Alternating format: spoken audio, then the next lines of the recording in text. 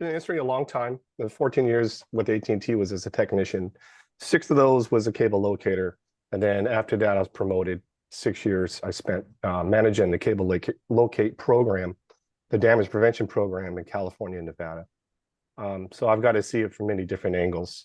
And this isn't really a presentation to discuss what cable locating is. We kind of assume you already know the 811 process and what a cable locator is. We're really focusing on some of the issues that we're having, specifically in California as a foundation for our study, but it applies to all the states. Some states are starting to really experience what California is experiencing when it comes to a shortage of these technicians. Some states are okay for now, but I fear that as things progress, as we discuss in detail, that the problem that we're seeing in California is going to spread. And we really took a good deep look at it and did some research over a period of time to figure out what's going on, what are the deficiencies, where are the areas that can be improved. So that's what we're going to focus on today. So we're really going to talk about root causes and offer a solution to why there's a shortage. So,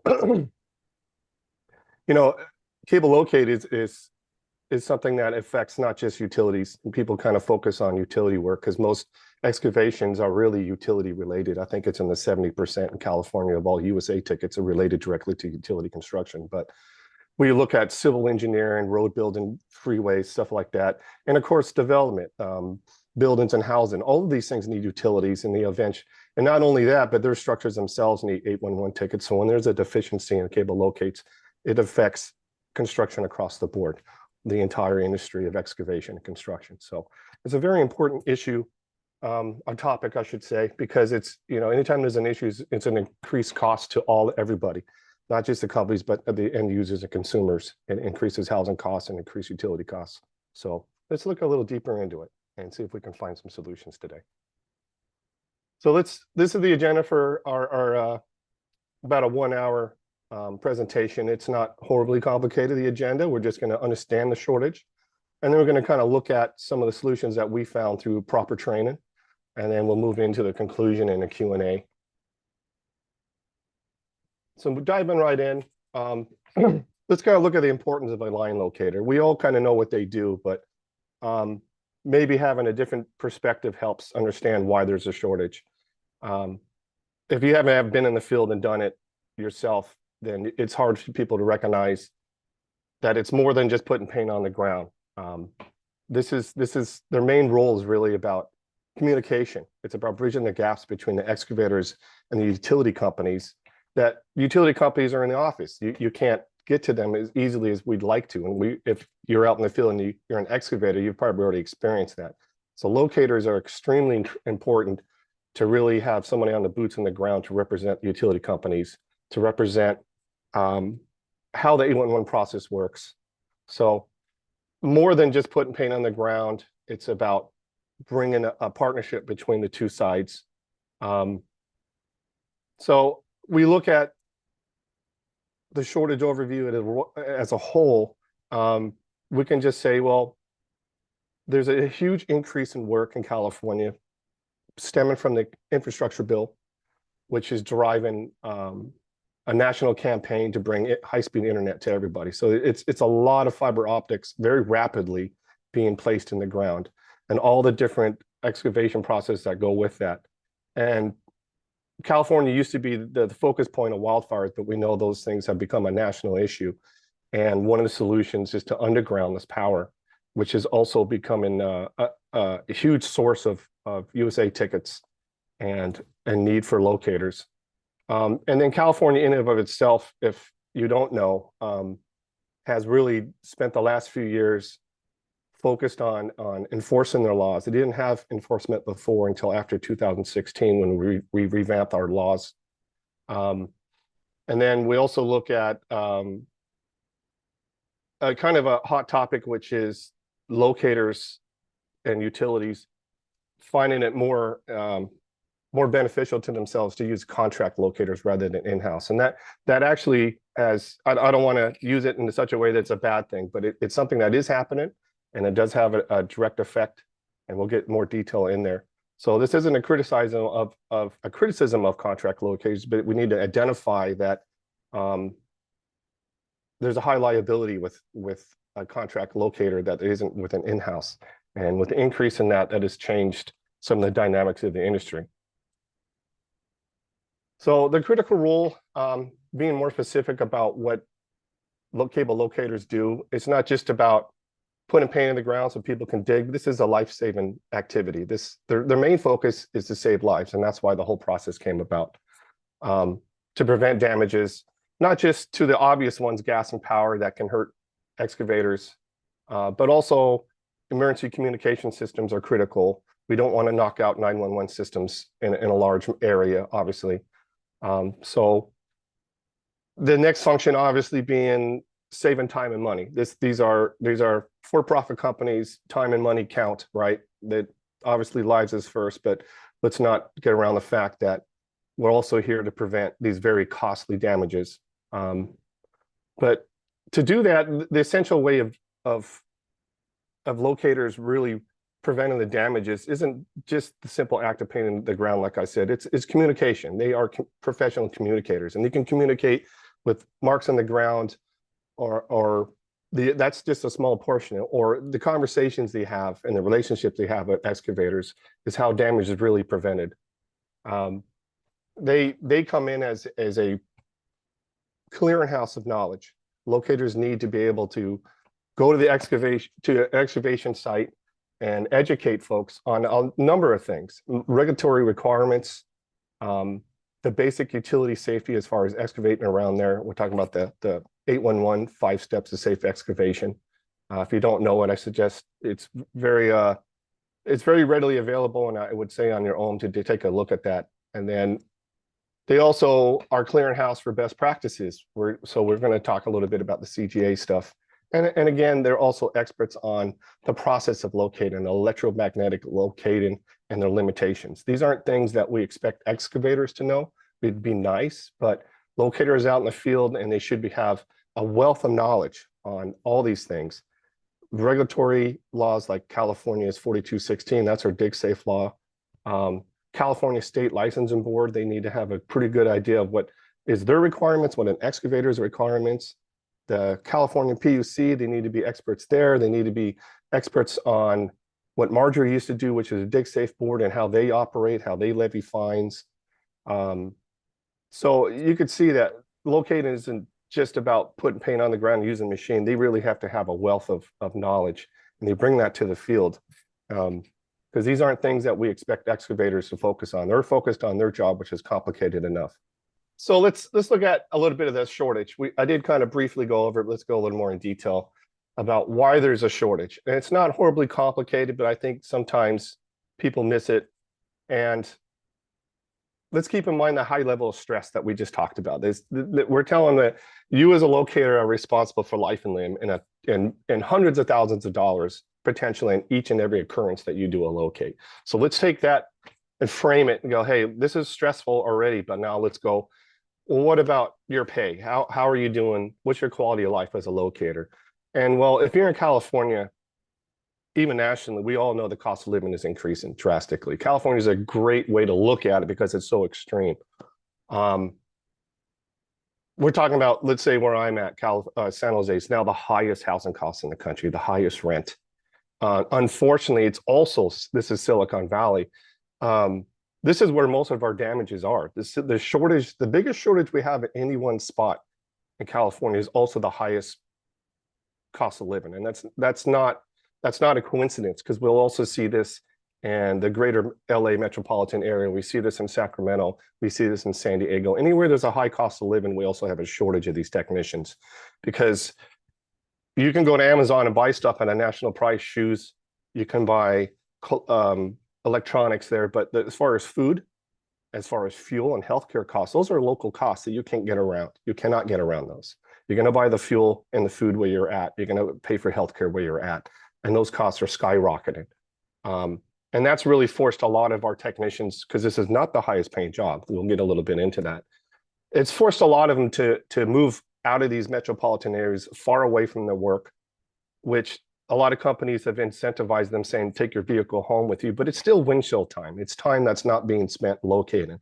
Whether they're commuting on their own in their own vehicle off the clock, or they're doing on the clock, it's not beneficial to the industry to have these long 2-hour one-way commutes where you're looking at 20 some hours of a week, possibly, potentially behind the windshield.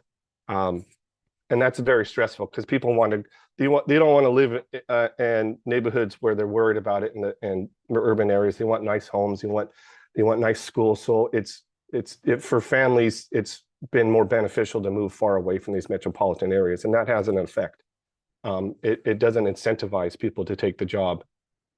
Even in-house technicians, ones that work for the utilities themselves, they get paid a lot better than contractors, but most of them use it as a stepping stone because they know there's many more jobs within that company that pay even more. So the tenure for an in-house locator, especially new hire, tends to be pretty low because they want to be promoted up to something else. So we're looking at, again, the combination of low pay and high liability. Because of everything that's at stake, we combine these two, there's a real issue. So we're looking at contract locators, and again, I'm not criticizing contract locators. I think they're great. I work with them almost exclusively in the years. I also had some in-house. I was an in-house tech. But they're for profit. They're trying to make money. They need to make money. They didn't go there to do it for free. And after we take some of the things we talked about, the high fuel costs, insurance costs in California is high. They still got to pay the health care and have a nice retirement package. After you pay for all these things, there's not a whole lot left. And then we add the idea of indemnification. So just about all the contract locators out there, their contracts have an indemnification for at fault. So if you're a contract locator and you found to be at fault for a damage or downtime, you're going to pay for that, not the utilities. Utilities obviously love that because it saves them a ton of money. But at the same time, it drives down wages because there is an increase in rate of damage, in which we'll get a little more into about why. And those things aren't helping the pay rates match the cost of living. And again, I want to make sure everybody knows this is not a critical examination of contract locators. It's just simply what's happening in the industry. And then we also add California's DigSafe board enforcement. Those are also things that the contract locators are having to pay for. Equipment costs are going up as well, industry-wide. So when we add these all together, the wages aren't keeping up of where you'd see maybe an in-house locator, but those are pretty limited jobs. Most of them are union. Again, not a criticizing. We're just looking at data. The union techs get paid a lot more, which is a bit restrictive in hiring them. And it's more incentivizing, again, utilities to hire contractors. Also, when it's in-house and if the technician makes a mistake and there's an at-fault damage, the utility has to absorb 100% of that, as well as the regulatory consequences like fines and fees and the PUC outage stuff and the FCC outage fines if you're a communication company. And utilities really just see damage prevention as a pure cost, as a loss leader. They don't make any money of it. They have to do it, but they're not going to try really hard to make it very, very appealing. And it's a lot easier to use a contractor. So let's sum that up. We have high liability, which is high stress.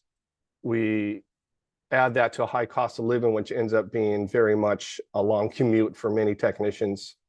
And then we're going to make it really hard for you to locate too, because things are getting really congested underground. The picture you see on the screen is pretty representative of what you're going to find in a metropolitan area, suburb included.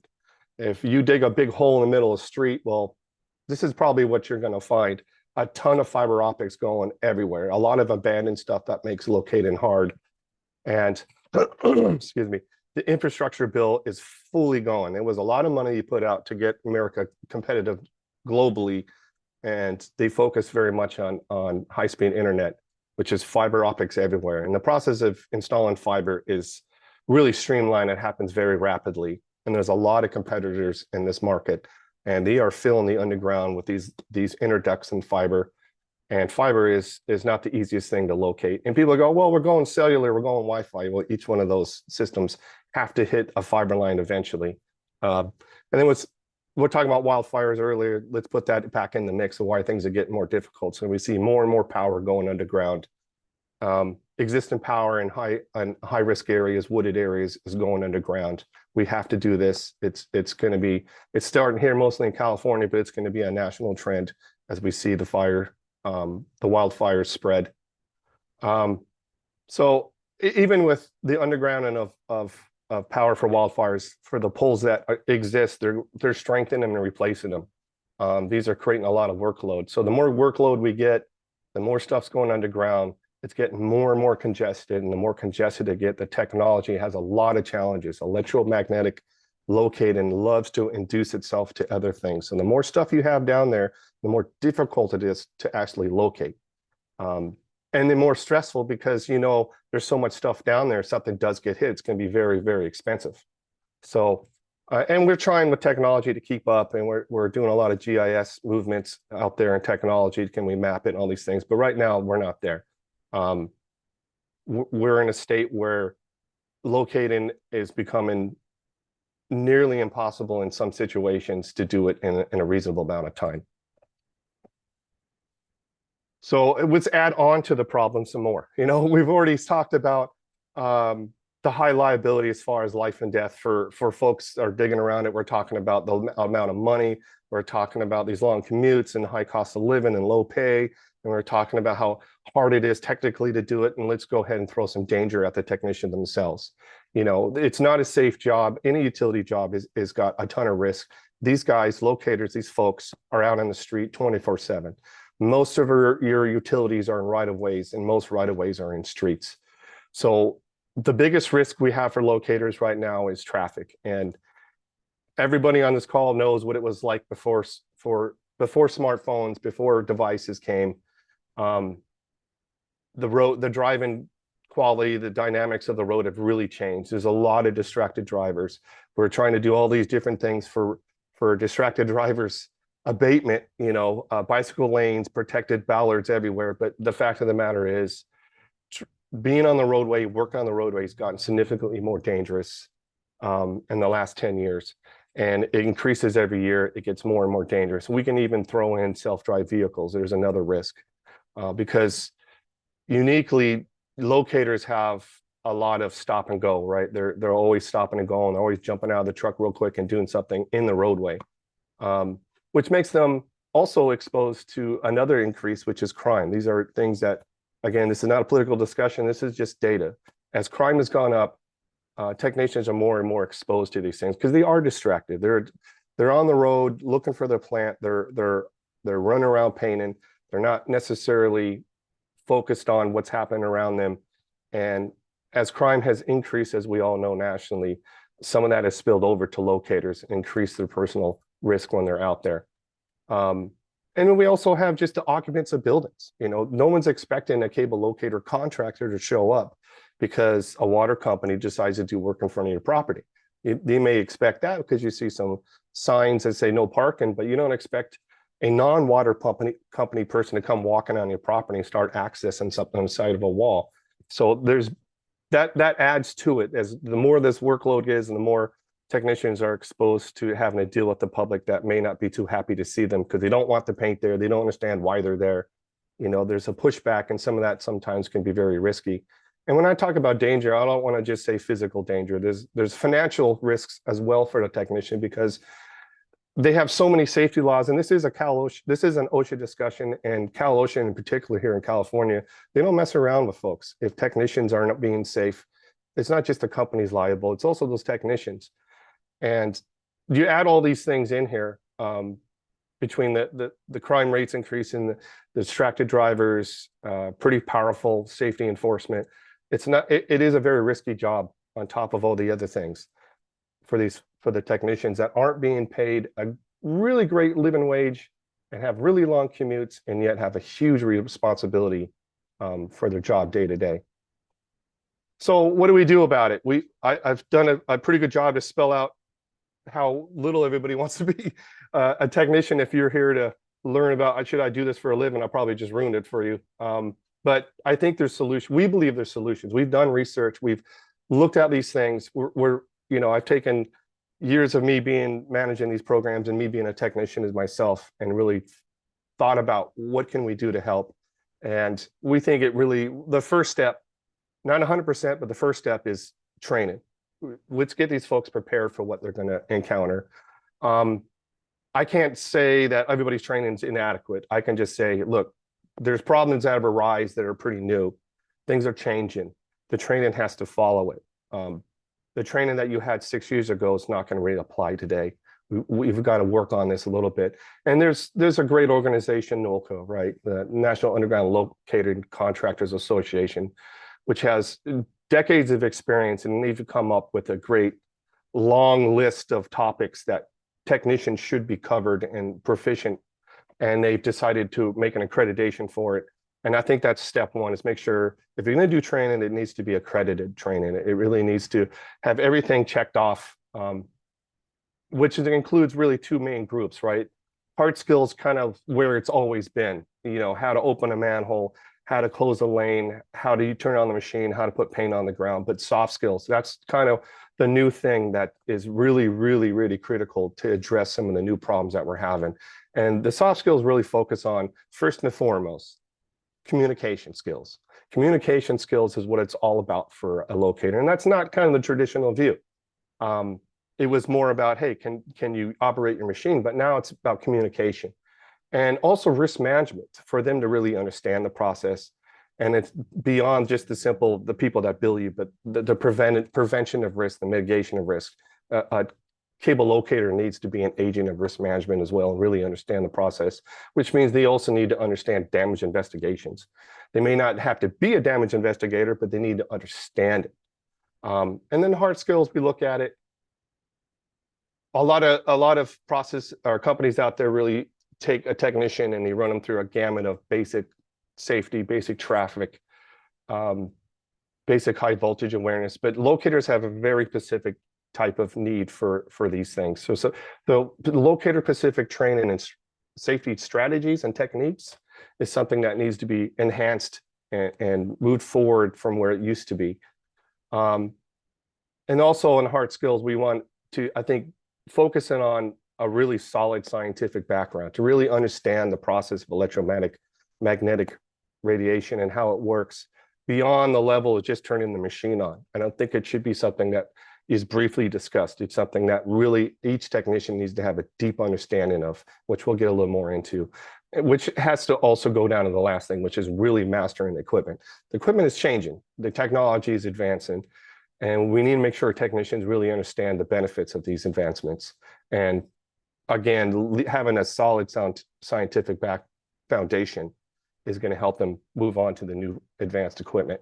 So let's get into some of the communication skills. And you see that communication skills and conflict resolution. So if you've ever been out in the field as an excavator or a locator or observed them, the natural tendency is adversarial. The history is not nice. It's kind of this. It's not like this. I have a picture of two guys shaking hands, but that's where we want to go. That's not the natural state, because everybody's under a rush. The excavator is under a rush. The locators have been under a rush, and it becomes this battle before the tug of war before anything's done. If it's not a standard easy locate, sometimes these things can turn into a big melee.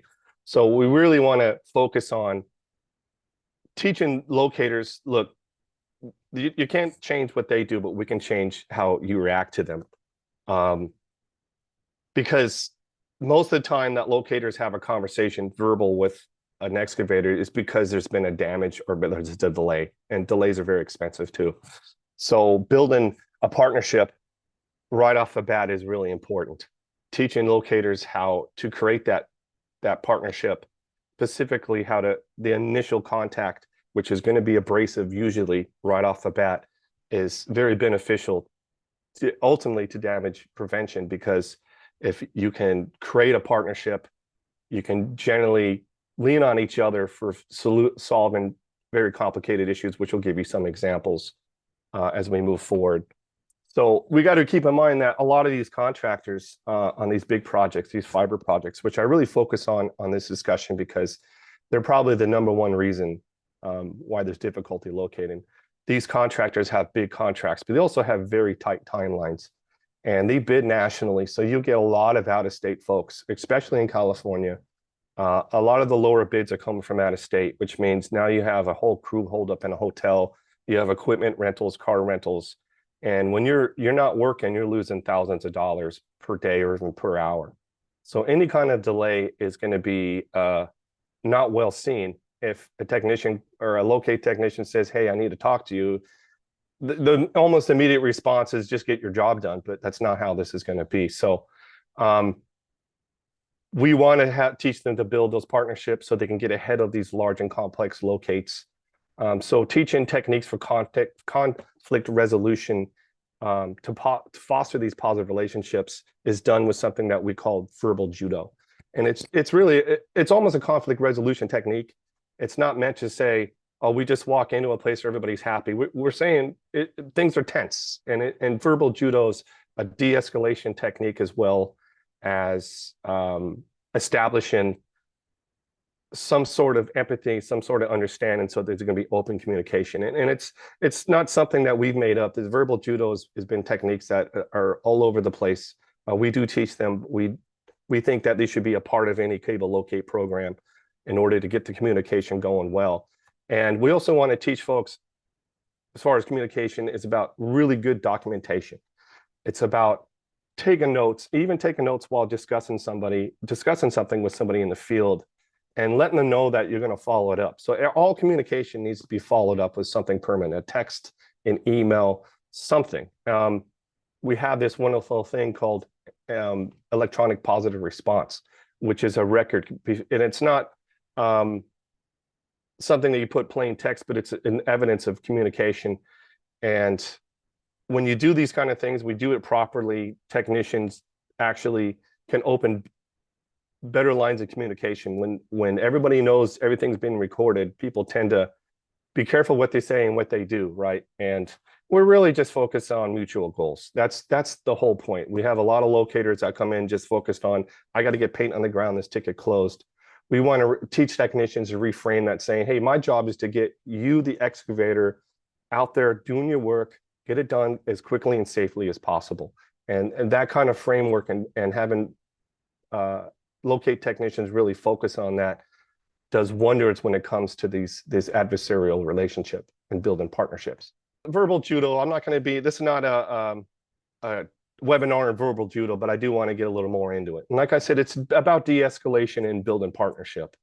Because we got to remember, when they're responding to when a technician needs, a locate technician needs to reach out to a contractor, to an excavator, it's really going to be about either a delay because something's been exposed, there's no marks, the marks are confusing, the excavator just not made aware of the 811 laws, or there's been a damage, or the locator's asking for assistance, like, hey, I need some traffic control assistance, I need, something's blocking my access, or this locate's really long and complex, or because, again, the premise where you're going to do the work, they weren't expecting you and they're not going to let you in. So the moment we talk about responding to an excavator, like as I said earlier, it could be very adversarial immediately. So preparing them for that is going to be essential for a smooth and low stress job, because there's so much liability. If we can get the excavators on our page, it really helps smooth things out. So for verbal judo, it really focuses on empathy. It focuses on understanding the other side. And it's really important that locators, again, focus on what does the excavator need, what is their motivations, and ultimately, how do we get them to get their job done as quickly and safely as possible. That empathy and expressing that empathy in the right kind of way. And verbal judo talks about tone of voice, word choice, body posture, all these things. And it's really effective, especially in situations that are kind of tense like these. And verbal judo really is going to provide a safe space for knowledge to be exchanged, for the expertise of the locator and the expertise of the excavator to come together, and they can figure out solutions to their problems. So let's move on to risk management skills. This is not just the folks that, maybe a traditional view of risk management and most people's interaction with them is those that folks that bill you, right? You get a bill from them. That's risk management. It's a lot more than just that. Risk management's primary goal in a utility company really is to prevent damages, to prevent having to actually send claims out. That's kind of when last case, worst case scenario. And there's a lot of important things that could be done for risk management in a preventative measure.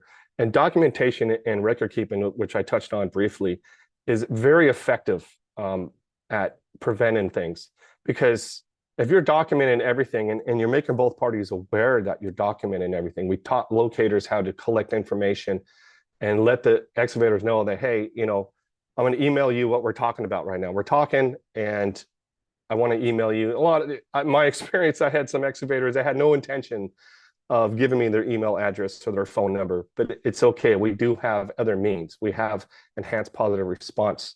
We also have ticket management systems when companies or people take notes. And the fact that you physically took a note on a piece of paper with a date and who you talked to and when, and took some pictures perhaps of really good pictures, a ton of them, those tend to work really well in court. And I'm not trying to say, hey, let's focus on being in court. It's the fact that you're doing it. Excavators understand that, look, everything I'm saying is I'm going to be held to it.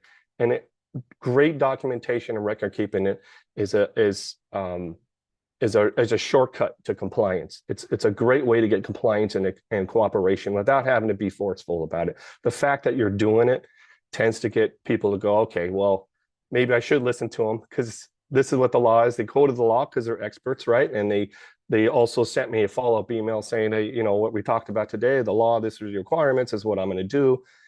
Cooperation and compliance seem to fall right in line when you do that stuff. So any verbal exchange that is being done in the field, which is going to be most of the communication you get from a locator, needs to be followed up as something permanent. And again, it can be written messages, emails, text, but also can be photos. Photos say a lot, good photos. That means teaching folks how to take the right photos as part of this. This is part of the training. It's not just go take pictures, but teach them really the detailed pictures, right? Getting details in the overall view and getting signage and proof of location, all these techniques, that should be a part of it. So we always encourage, and I encourage technicians to have a logbook, a journal that has a ticket information, got great notes, great photos, using the company ticket management system to put those notes in there and to keep them permanent. And then emails, of course, because when you call in a USA ticket, you usually provide your email and sending emails back and forth to keep a permanent record of what's going on. And really the ultimate goal is to avoid going to court, which means avoid going to court. What does that mean to a technician? That means the technicians in training laws, in the context of training, technicians need to be trained in some basic tort law, some basic civil proceedings. How does it work? What does the preponderance of truth mean versus criminal law, right? Having technicians understand the basics of that helps them collect the right information. The 5 W's is what we like to teach: the who, what, when, how, and why.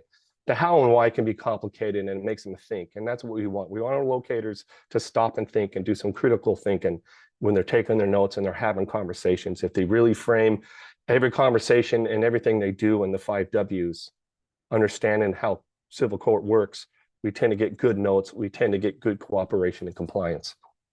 And then let's move on to damage investigation skills. Again, we don't expect every technician to do their own investigations. That wouldn't be very smart anyway. We want a biased look. We don't want a biased view, but we want them to understand how it works. We want them to train them on it so they understand deeply, again, the 5 W's, but in the context of a damage. We want to teach them some fundamental research skills and how to look back at an excavation project, not just from their one ticket, but who is the prime contractor, what subs did he hire, look at the ticket history, am I even in the right spot, is this a valid ticket? All these things really matter. And if we can just get the foundation taught to your technicians about damage investigations, even doing ride-alongs with your investigator, it makes them have a wider lens as a technician. They can understand how things go bad really quickly. They can understand how documentation can fail to help in a damage investigation. It just makes them better communicators. to have that basic skill behind them. Again, I don't stress in that we need to spend a huge amount of time making sure every technician is a perfect damage investigator, but they need to understand how it works, right, and how they fit into the puzzle. Michael, during my tenure on the board, this is when we dealt with notices of probable violations. This was key. I think the communication, them understanding the investigation process could have helped with a lot of the cases we reviewed here in the state of California. So that's really an important application when you're conducting the training, to make sure they understand. They obviously aren't going to do the investigation, but if they get the understanding on why it's important, it really makes a difference when you're up in front of a board. Yeah, absolutely. Absolutely. Again, if you have enforcement interstate, as a technician, you might be standing tall before the man if something really bad happens. We're not saying that's going to happen, but it can't even be the primary motivation for learning these things, but it could happen. We don't want it to happen. And if we train folks on this process, it kind of solidifies and puts together all the ideas of communication into one nice, neat package for them, So the damage happens. Whose fault is it? How did it happen? That all these things are learning opportunities. It's not just saying I'm preventing court, but what if you did make a mistake as a locator? And if you have those damage investigation skills and you become a part of the investigation, which you invariably will be called back out to the field to explain yourself, you're going to learn from your mistakes too. And if you have no idea how an investigation works and you're not a part of it, and you just say, "Hey, you messed up," you didn't learn anything, and it could happen again. We don't want that to happen. We want to learn and adjust as we go, right? For the technicians, for the utilities, and even for the state of California learning. They want to learn why the things are happening, and they want to adjust the rules as they go as well. So, and that's a nice segue into what we're going to talk about now, which is, going back to the statement that locators are clearinghouse of knowledge. That's an extremely important thing, because locators as a subject matter expert, that is sort of how the right kind of authority is built. We're not trying to say we want these guys to run out there and act like they're cops. They're not utility police. They're not 811 police. They're subject matter experts, and they should bring this knowledge to the field and help and provide it and offer it to the excavators. And that's a great way to build authority through knowledge, not through power, right? That's way more effective, bees with honey kind of an idea. And like I said, we already have that adversarial nature between the excavators and locators. And the more a locator knows and is able to express this using verbal judo techniques, right? Proper communication techniques, not just being the know-it-all, but the more they are experts in their field, the more respect they're going to gain from those excavators who are going to be more willing to explain themselves as well, and appreciate having that person around and want to exchange phone numbers. As a technician myself, my company phone was full of excavator phone numbers. The local utility, the water companies, the big contractors are always there. Even out-of-state folks that were going to be there for an extended period of time, we exchanged phone numbers. They enjoyed working with me because I came in with a wealth of knowledge and I helped them do their job better. So we kind of went over it briefly. I'm not going to get in detail of these things, but 4216, right? That's California code that spells out the 811 process. Every state has a state code similar to that. Ours is the Safe Dig Act of 2016. It's not a lengthy thing. It is in legalese, but let's teach it in plain language to our locators in detail. Let's give them a booklet that they can bring to the field and apply and share that knowledge with these excavators to create partnership. And your local 811 systems. California is big, it has 2. Texas has 3. Most states have 1, but each one of these call centers has their own rules and processes that need to be discerned to these excavators, especially out of state. And again, if you have multiple call centers in a state, you may have multiple systems, right? The software system, how they work and how they generate tickets is a little different. They all follow the same law, but how they do it may be different. So knowing your local call center, visiting that, working with them directly, it's really important, and it makes a locator a better communicator. OSHA, Cal OSHA, or federal OSHA, Cal OSHA's Title 8, Section 1541, right? They need to understand that's their requirements of the locator. They need to understand what they're required to do They need to be able to communicate that effectively using the right skills to excavators. California State Licensing Board, right? Contractors Licensing Board. They need to have a pretty good knowledge of what is required of excavators and of themselves, because they're both required to be licensed. PHMSA, depending on the working on gas pipeline, right? Hazardous pipeline. Knowing those laws, being able to discuss those with and teach those to the excavators is extremely important. And just being an expert, again, on NULCA's accreditation requirements, all those little things that a locator should know, which comes right out of Common Ground Alliance. And Common Ground Alliance is our national program. If you're not aware of it, it is our trade industry association that really sets the stage for all laws. Their best practices appear in everybody's 811 laws across all 50 states. They're really where we decide this is the best practices that we're going to follow industry-wide, and NULCA's accreditation is built off of them. And it's really important that locators, it's critical that a locator understands those processes or those best practices like the back of their hand. So we look at all the things we're talking about the danger of locating, right? The high liability, the high responsibility, the difficulty in getting good pay, translates into big commutes and other stresses. We're talking about congested underground and how it's making locating harder. All the things that we set the stage, and we talked ultimately about the safety issues for locators. So what do we do about training them? So we talked about Locate Pacific training protocols and procedures, which are a little different than when I was a telecommunication cable splicer. I had my safety concerns that were specific to that, and I also had specific locator concerns. And when I did a stint of cable locating, and I was trained a little bit about the 811 walls, I was never given very specific locator safety things. I kind of had to learn them as I went, which thankfully I was already a seasoned field tech. But if you're coming right off the streets to learn this stuff, it can be very daunting to figure out how to do these frequent stops and roadway safety when it applies to a locator.